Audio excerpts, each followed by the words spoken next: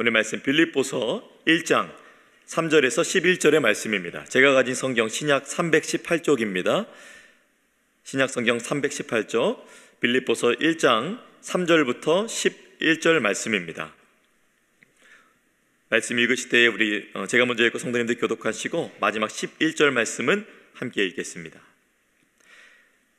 내가 너희를 생각할 때마다 나의 하나님께 감사하며 간구할 때마다 너희 무리를 위하여 기쁨으로 항상 간구함은 너희가 첫날부터 이제까지 복음을 위한 일에 참여하고 있기 때문이라.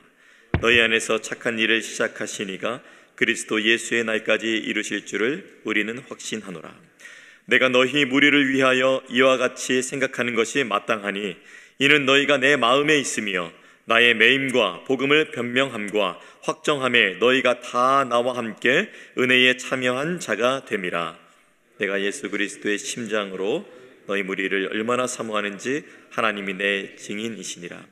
내가 기도하노라. 너희 사랑을 지식과 모든 총명으로 점점 더 풍성하게 하사 너희로 지극히 선한 것을 분별하며 또 진실하여 허물 없이 그리스도의 날까지 이르고 11절입니다. 예수 그리스도로 말미암아 의의 열매가 가득하여 하나님의 영광과 찬송이 되기를 원하노라. 아멘. 오늘 말씀의 제목, 우리를 붙잡는 하나님의 프로젝트라는 제목으로 말씀 함께 나누기 원합니다. 저는 계속해서 빌립보서 말씀을 통해서 여러분과 함께 은혜 나누기 원하는데요, 또 하나님께서 귀한 시간 허락하실 줄 믿습니다. 우리가 인생을 돌아보면은 무언가는 시작했지만 이제 끝내지 못한 일들이 참 많이 걸릴 때가 있습니다. 공부도, 또 사업도, 관계도, 건강도 참 시작은 잘했지만 중간에 멈추거나 포기했었던 경험들이 하나쯤은 있지 않으실까 생각이 듭니다. 신앙생활도 마찬가지라고 저는 생각이 듭니다. 은혜를 받고 열심히 시작했지만 어느 순간에 멈추거나 지쳐버린 경우들이 있습니다. 그래서 우리는 종종 내 인생은 미완성 같다라는 생각에 사로잡혀 버릴 때도 있죠. 그러나 오늘 본문에서는 하나님께서 바울을 통해서 놀라운 선언을 들려주십니다. 빌립보서 1장 6절 말씀입니다. 너희 안에서 착한 일을 시작하시니가 그리스도 예수의 날까지 이루실 줄을 우리는 확신하노라. 바울은 감옥에 있었습니다. 그러나 여전히 확신하고 있었습니다. 아니, 바울은 감옥에 있는데 어떻게 자신을 목양했던 성도들을, 자신이 목양했던 그 성도들을, 그 교회를 여전히 확신할 수가 있었을까요? 감옥이 어떤 곳인가요? 참 감옥에서는 어찌 보면 바울이 자기의 마음 추스리기도, 자신의 육신을 추스리기도 어려웠을 텐데 말입니다. 그는 하나님께 어떤 레슨을 받았길래 그렇게 생각할 수 있었을까요? 그것은 바로 우리의 인생이 내 프로젝트가 아니라 하나님이 시작하시고 완성하시는 프로젝트라는 것이기 때문입니다.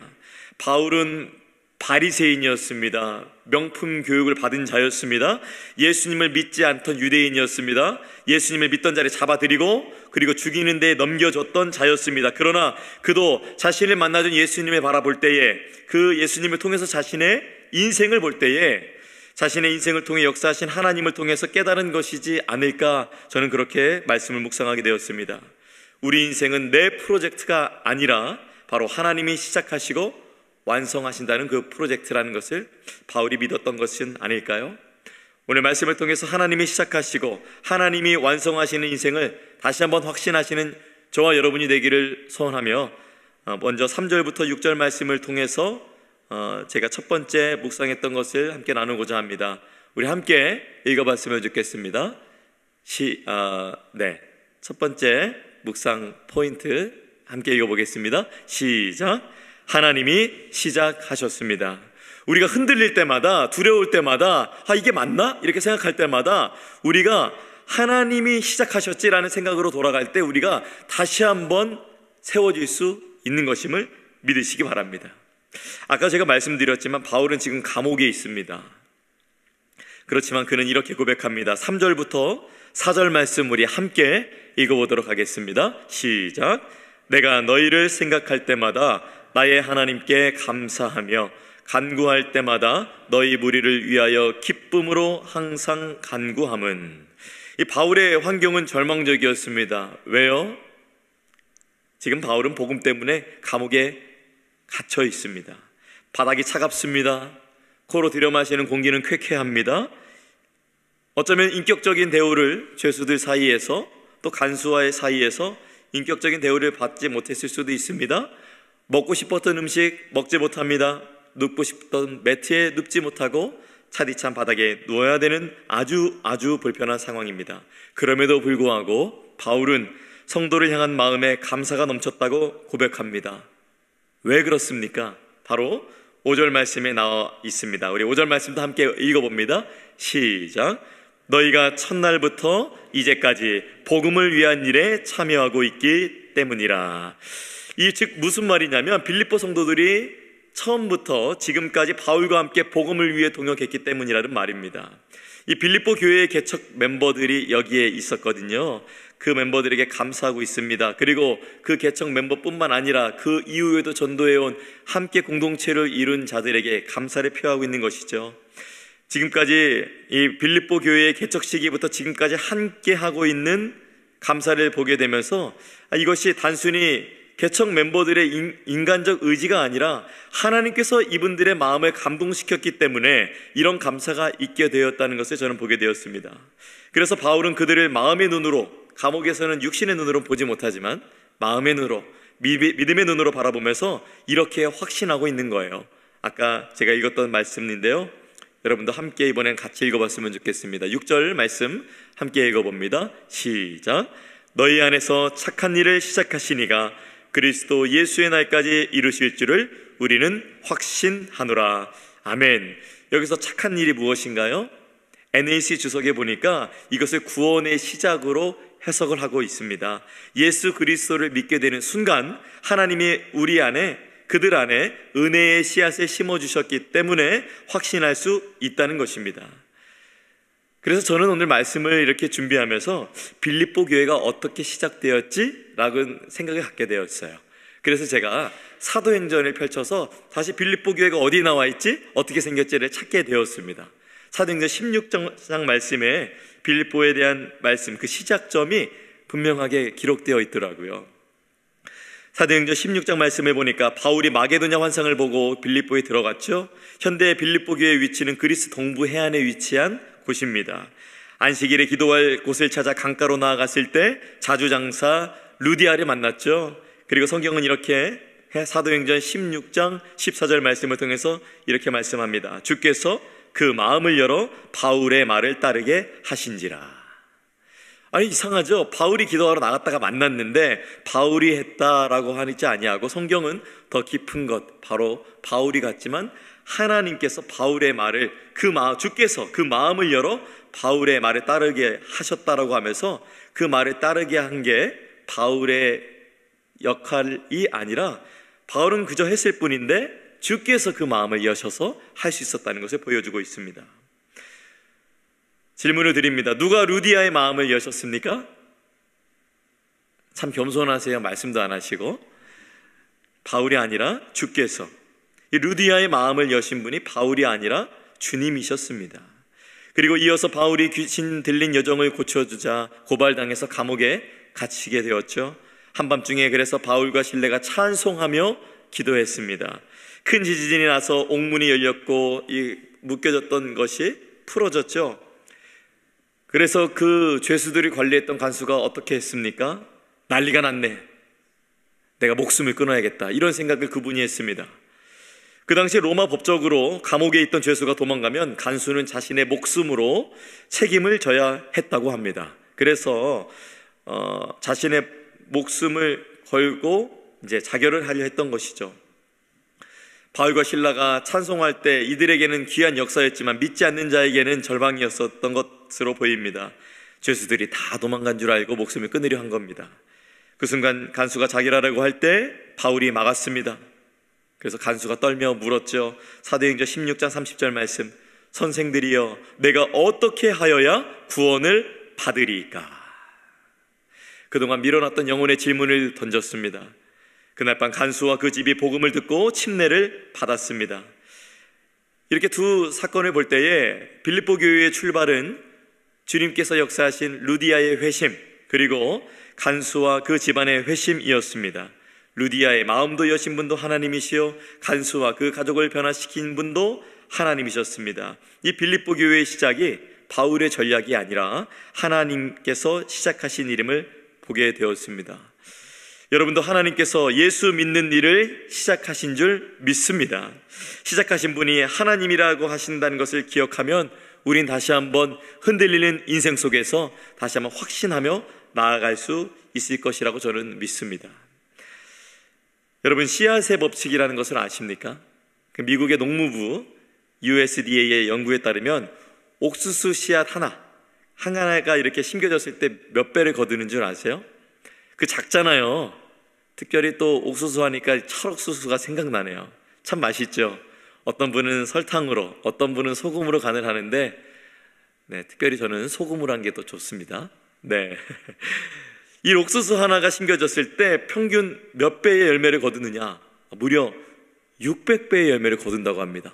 그 손톱보다 작은 씨앗인데 그게 심겨져서 하나의 그 뿌리가 쭉 자라서 곡식으로 열려졌을 때 옥수수가 600배의 열매 그 이상을 맺는다고 합니다. 또는 많게 잡으면 1200개까지의 알곡이 들어있다고 합니다. 근데요, 이때 농부가 의심을 할까요, 안 할까요? 의심하지 않습니다. 혹시나 안 자라면 어떡하지? 이 하나를 심었는데 옥수수가 한 알만 자라면 어떡하지? 우리가 그런 의심을 하지 않아요. 우리가 그 씨앗에 뿌리면 최소 얼마 정도를 거두고 최대 이만큼까지 나오겠구나, 그런 계산이 이루어지죠. 왜냐하면 씨앗은 뿌리면 반드시 열매를 거둔다는 법칙을 믿기 때문입니다. 그런데요, 우리는 신앙의 길을 걸을 때에 종종 불안해합니다. 내 기도가 열매를 맺을까? 내 믿음이 헛되진 않을까? 우리 그런 생각을 하게 될 때가 있습니다. 그러나 하나님의 생각은 그러한 우리의 생각과는 전혀 다르심을 말씀을 통해서 볼 수가 있습니다. 하나님께서는 우리 안에 구원의 씨앗을 심으셨을 때 이미 열매를 기대하고 심으셨습니다. 그리고 그 열매가 반드시 맺히도록 햇빛과 또 비를 주시며 때로는 힘들고 어려운 과정을 통과시키시면서 또한 그 환경을 준비하시며 저와 여러분에게 또한 열매를 거두십니다. 그러므로 성도 여러분, 우리의 구원과 성장은 우리가 느끼는 그 불안과 또 우리가 생각하는 계산에 달려있지 않은 것입니다. 열매를 맺게 하시는 하나님께 달려있음을 믿으시기 바랍니다. 우리의 구원은 우리가 시작한 것이 아닙니다. 하나님께서 먼저 우리 안에 씨앗을 심으셨기에, 그러므로 내 인생은 우연이 아니라 하나님의 설계도 안에서 시작된 프로젝트인 것입니다. 지금 여러분이 혹시라도 흔들리는 것 같으세요? 넘어진 것 같으세요? 잘 안 될 것 같으세요?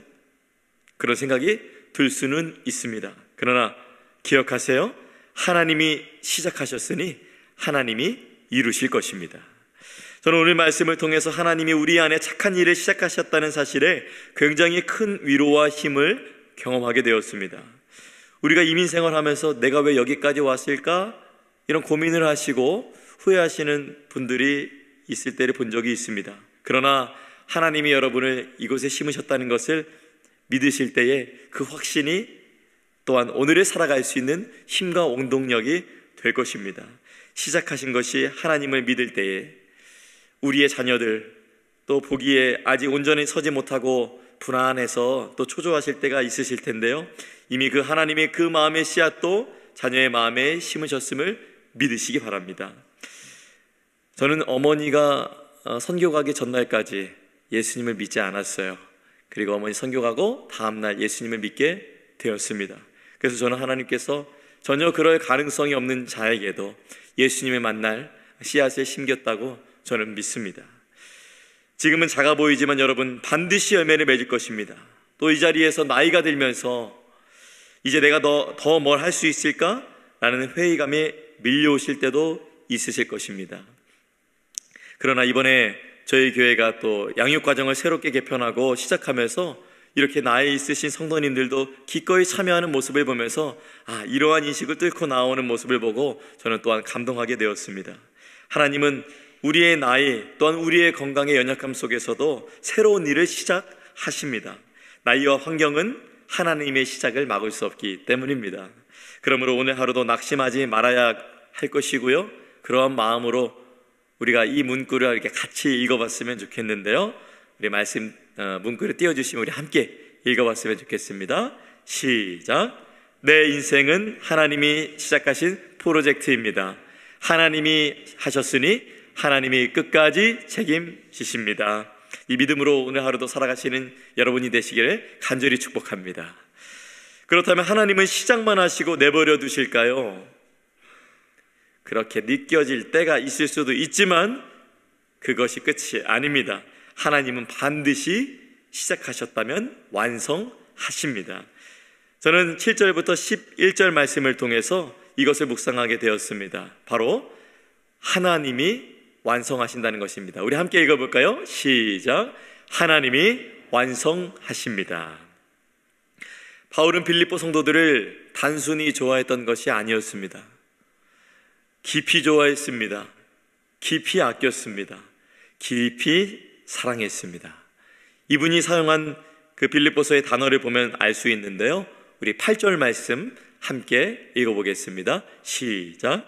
내가 예수 그리스도의 심장으로 너희 무리를 얼마나 사모하는지 하나님이 내 증인이시니라.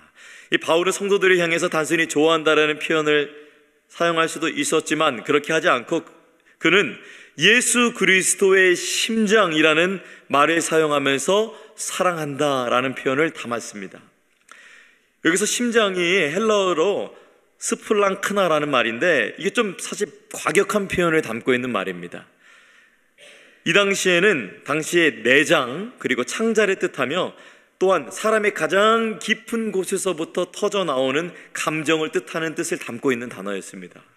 즉 바울의 감정이 아니라 예수님의 그 십자가의 사랑이 바울의 가슴 안에 그 깊이 뛰고 있었다는 것을 저는 보게 되었습니다.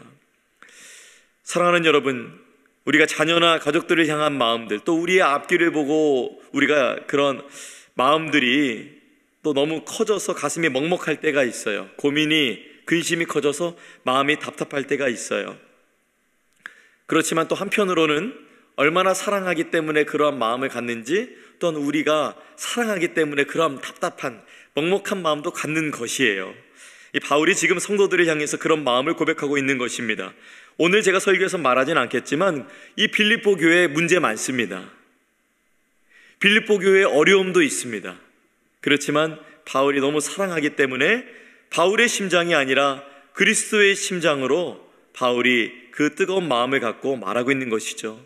그래서 그는 감옥에서도 감사할 수 있었고 또한 빌립보 교회를 두고 기도할 때마다 기쁨이 흘러나왔습니다. 우리도 내 힘으로는 사랑할 수 없을 때가 많지만 그리스도의 심장이 우리 안에 있으면 다시 사랑할 수 있게 되는 것입니다. 바울이 그리스도의 심장으로 성도들을 품을 수 있었던 이유, 하나님께서 그 사랑을 끝까지 완성하실 것을 믿었기 때문입니다. 그리고 바울은 이어서 9절에 이렇게 기도한다고 말합니다. 우리 그 기도의 내용 함께 읽어보겠습니다. 시작. 내가 기도하노라 너희 사랑을 지식과 모든 총명으로 점점 더 풍성하게 하사. 여기서 알 수 있는 것은 사람의 막연한 감정이 아니라 하나님의 뜻을 알고 깨닫고 선악을 분별하며 열매 맺는 사랑이라는 사실입니다. 그래서 그는 마지막으로 또한 10절과 11절 말씀에 이렇게 고백합니다. 우리 함께 10절부터 11절 말씀 읽어보겠습니다. 시작. 너희로 지극히 선한 것을 분별하며 또 진실하여 허물없이 그리스도의 날까지 이르고 예수 그리스도로 말미암아 의의 열매가 가득하여 하나님의 영광과 찬송이 되기를 원하노라. 아멘. 저는 이날의 빌립보 교회 성도들뿐만 아니라 오늘을 살아가는 우리 워싱턴 지구촌교회 성도님들을 향해서도 하나님께서 여러분이 하나님의 영광이 되기 원하시고 하나님의 찬송이 되기 원하신다는 것을 보게 되었습니다. 여기서 말하는 그리스도의 날이라는 것은 단순히 며칠 뒤, 몇 년 뒤 이런 것이 아닙니다. 언젠진 모릅니다. 그러나 반드시 도래해야 할 그날, 예수님 다시 오실 그날, 즉 주님의 재림과 최종적인 구원을 완성을 가리키고 있는 것입니다. 그러나 우리는 그때를 알지 못하지만 하나님의 프로젝트는 중간에 멈추지 아니하고 그날까지 반드시 계속된다는 것입니다. 우리가 스스로 붙드는 게 아닙니다. 영적으로 깨어서 보게 될 때에 하나님께서 우리를 붙잡고 가시는 인생이라는 것을 우리는 분별하게 될 것입니다. WBC 주석에 보니까 이 구절을 하나님의 불가항력적인 은혜의 지속성이라고 말합니다. 왜 이렇게 어렵게 써놨는지 모르겠어요. 쉽게 말하자면 하나님의 은혜는 멈추지 않고 여러분을 끝까지 끌고 가신다라는 것입니다. 이것을 믿으시기 바랍니다. 이러한 하나님의 신실하심이 지친 여러분의 삶 가운데 위로가 되시고 무거운 짐을 지고 살아가는 여러분의 삶에 소망이 되기를 간절히 축복합니다. 제가 좋아하는 강연이 있습니다. 직접 가서 보면 좋겠지만 직접은 못 보고 온라인으로 보고 있는데요. 바로 세바시라는 강연입니다. 세바시는 이제 세상을 바꾸는 시간의 줄임말, 또 한국의 테드라고 하는 그런 강연인데요. 또 거기에 한 여성 작가가 나왔어요. 이분의 이름이 우은빈 작가입니다. 그녀가 세바시 강연에 나와서 이런 말을 했어요. 거울을 보고 뭐지 이건? 어떻게 내가 이렇게 생길 수 있지? 머리는 반이 날아간 것 같았고 나 어떡하지? 이런 생각을 가졌다고 해요. 한번 사진을 보여주시겠어요? 여러분이 보시기에 왼쪽 사진은 이분의 사고를 당하기 전 사진이고 오른쪽 사진은 사고를 당한 후에 머리가 이렇게 뼈가 모두 날아가서 저렇게 되어진 사진입니다. 네, 이제 사진 내려주셔도 됩니다. 제가 이분을 알게 된 것은 사실은 세바시 강연 전이었습니다. 유튜브에 이분이 운영하는 유튜브를 보게 되었고 저는 처음에는 합성사진인 줄 알았어요.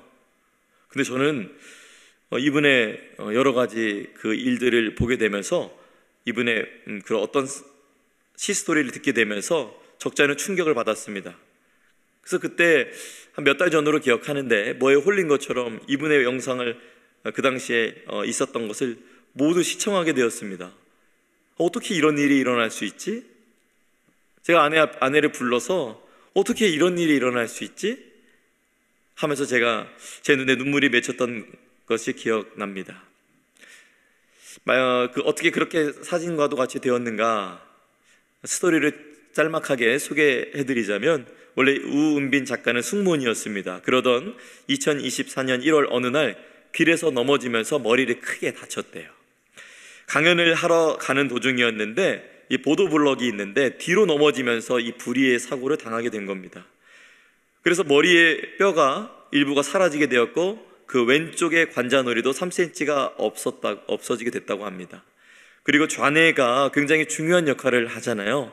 95%가 좌뇌가 손상이 되었고 또 머리뼈의 5분의 1을 드러내게 되었습니다. 큰 수술을 마치고 일어났을 때 남편도 못 알아봤고 실어증이 찾아와서 단어 하나도 꺼내기 힘든 상황이었습니다. 의사가 가족에게 이분이 만약에 살아나신다 해도 언어 능력, 인지 능력, 청각 능력 모두 장애로 살아가고 정상적인 삶은 불가능할 겁니다 라고 이렇게 얘기해 줬다고 합니다. 어떻게 여기까지 들으니까 이분의 인생이 정말 미완성처럼 보이시죠? 그런데 놀라운 일이 일어났습니다. 아버지가 이 다 큰 딸을 옆에서 다시 아기처럼 키우신 거예요. 아버지의 마음이 얼마나 아팠을까요? 저도 만약에 저희 딸에게 이런 일이 일어난다면 너무 마음이 아플 것 같아요. 표현할 수 없을 것 같아요. 아버지가 그럼에도 불구하고 이 은빈 양에게 은빈아 이게 뭘까? 라면서 가방을 보여주면서 그럼 딸이 겨우 가방 이렇게 말도 못하니까 적어서 내면 손뼉 치면서 함께 웃어주고 또 박수 쳐주고 그랬다고 합니다. 어머니는 딸에게 직접 말할 수 있도록 기다려주었고 남편은 자신이 잘 알아보지도 못하는 이 아내를 두면서 겉으로는 웃었지만 뒤에서는 몰래 엄청 울었다고 해요. 그러면서 아내의 회복을 위해 그저 기도만 하게 되었다고 합니다. 언어치료사도 함께 울어주면서 그녀와 끝까지 동행했습니다. 가족의 사랑이 단순한 위로가 아니라 그녀가 다시 일어설 수 있게끔 그 역할을 하게 된 것이에요.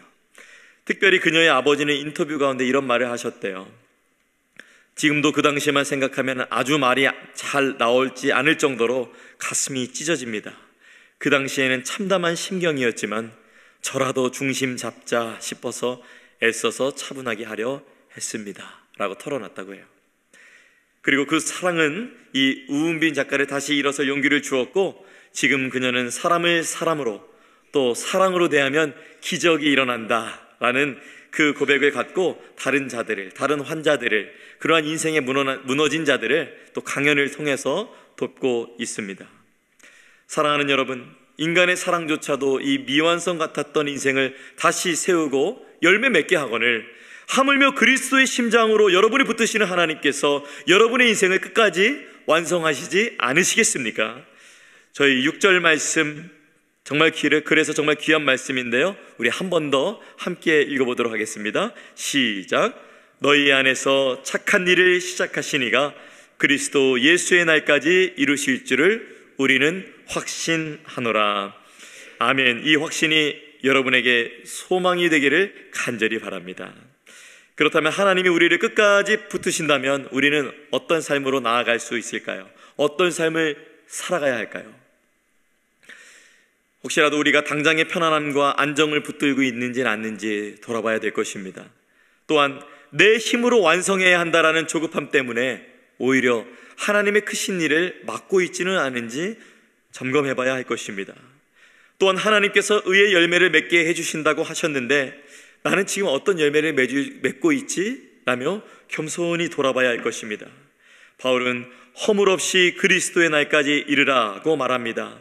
즉 우리의 시선은 오늘의 성공이 아니라 주님 다시 오실 그날까지를 바라보며 향해야 한다는 것이죠. 그러므로 우리의 기도도 이쪽으로 좀 바뀌어야 되지 않을까요? 주님, 제가 원하는 대로 마무리하는 것이 아니라 주님이 원하는 대로 완성하게 하여 주시옵소서. 내 인생의 결론이 내 이름이 아니라 주님의 영광이 되게 하여 주시옵소서. 이 기도가 또한 시작되는 여러분이 되시기를 간절히 소망합니다. 우리 찬양팀 등단해 주시고 반주해 주시기 바랍니다. 사랑하는 성도 여러분, 말씀을 결론입니다. 우리의 인생, 여러분의 인생 하나님의 프로젝트 안에 있습니다. 하나님이 어쩌면 우리가 시작한 것 같지만 우리가 시작한 것이 아니라 하나님이 붙들고 가시는, 하나님의 붙잡힌 인생, 하나님이 붙잡고 도우시는 인생, 하나님이 완성할 인생인 것입니다. 그래서 저는 오늘 설교 제목을 우리를 붙드신 하나님의 프로젝트라고 정하였습니다. 여러분의 삶이 미완성처럼 보여도, 자꾸만 부족한 부분이 밟히셔도 하나님은 결코 미완성으로 두지 않으십니다. 시작하신 것은 반드시 이루시는 분이시기에 여러분은 소망을 가지셔도 됩니다. 바울도 마찬가지였을 거예요. 빌립보 교회 문제 많았습니다. 그러나 바울은 빌립보 교회 성도들을 생각할 때 감사했습니다. 왜냐하면 하나님이 그들 속에 시작하신 일을 끝까지 이루실 것을 확신했기 때문입니다. 오늘 우리도 흔들리는 삶 속에서 그 확신 붙잡고, 내가 멈춘 것 같아도, 내 인생이 중단된 것 같아도 하나님은 멈추지 않고 반드시 완성하신다. 내 안에 착한 일을 시작하신 그분이 그리스도 예수의 날까지 함께 하신다라는 그 확신 갖고 그 착한 일을 시작하시는 저와 여러분의 복된 삶이 되시기를 예수님의 이름으로 간절히 축원합니다.